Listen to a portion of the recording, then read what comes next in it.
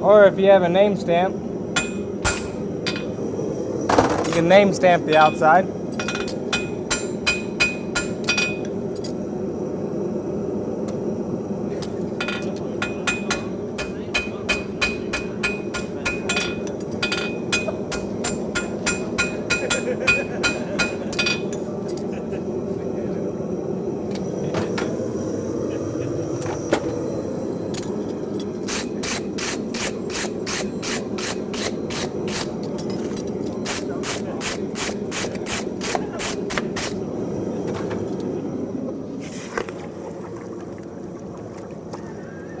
I would have gone to burn on in that heat. If I'm in a hurry, I would pull both clips in this heat, but if I'm not in a hurry, I'll do one at a time just because I'd get a nicer clip.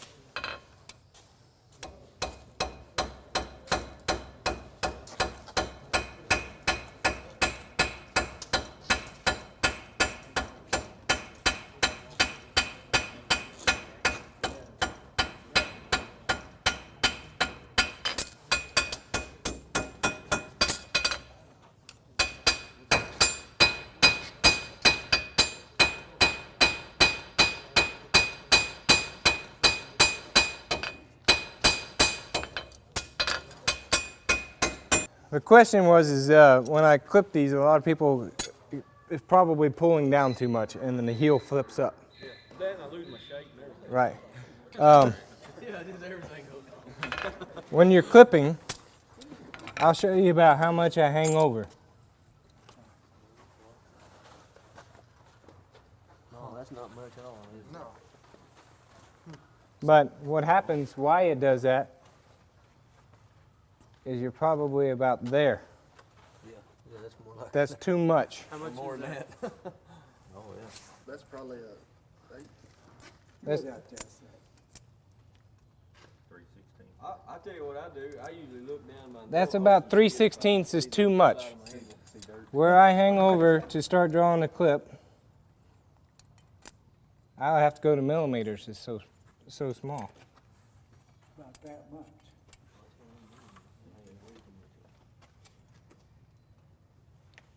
4 millimeters is how much I'm hanging over. That's almost a heavy 3, light 4 millimeters. And I'll shear straight down. Straight down. Once it's straight down and I can feel it locked. So I'm down, and then I start turning my hammer back towards this corner. So I'm down first, and then as I start just turning my hammer, and I'm going right for the corner. See that? It's not always straight down. Because the more and more you pull it down, the more and more it starts to pull the whole web, and this heel is going to kick up. Because when you drive something here, something's got to change back here. So if I keep going down, this is going to go up, maybe even come out. So straight down until it locks, and then start changing the angle. And if I'm coming in this direction, and it's locked into place, I'm not going to distort the branch. Same with crossbeam. Doesn't matter what kind of hammer. You can do it with a rounding hammer. Same concept. Straight down till it locks, and then go in to the corner.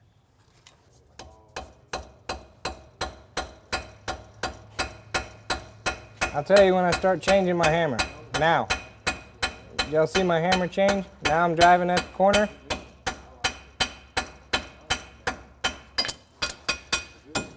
I'll just show that real quick.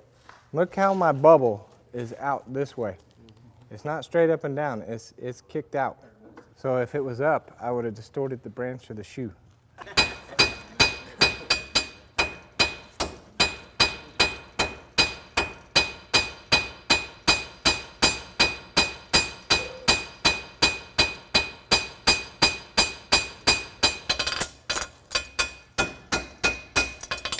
Then I just come over here and I toss it in this fire. And I'd come and grab my other shoe and clip it. When I pull it out of the fire, I just kick that one off. And when I'm done clipping, I'll just trade the shoes and I'll go to the horse. We can run both of them at the same time if we wanted. Freeze them up pretty easy. In the winter. But I live in Austin, it doesn't get, if it's below freezing, I don't even shoe horses. When you're setting a side clip or a quarter clip, you have to put radius to the clip. You can't just go over. It's got to follow the radius of the foot. So I'll hit one side of the clip, then the other side of the clip. I'm putting radius. You see how I'm rocking the shoe back and forth? I'm never hitting dead center of the clip. You see that? So then it has radius. Now I can, how many of you when you quarter clip and you go burn on your clips and only half the clip is burned into the foot? It's because your clip doesn't have any radius to it. Got to have radius in the front and the back in order for it to follow the radius of the foot. So the whole clip is burned into the wall. I thought that meant I need to take a big old hunk out of my knife. Yeah.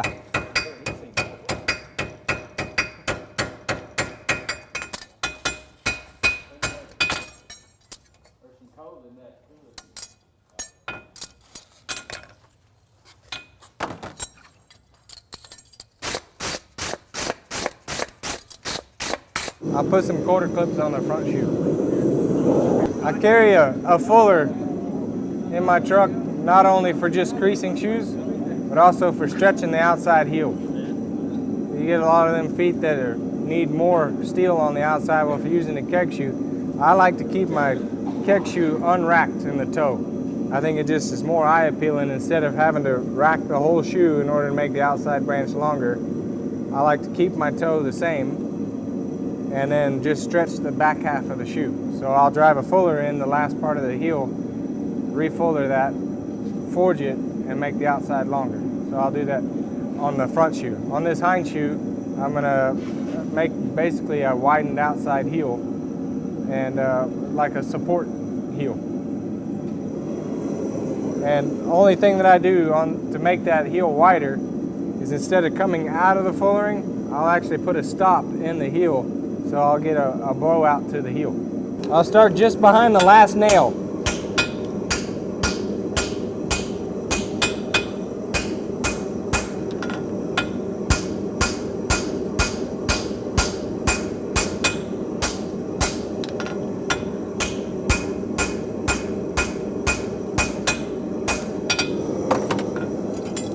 Then I'll come in and do some heavy boxing.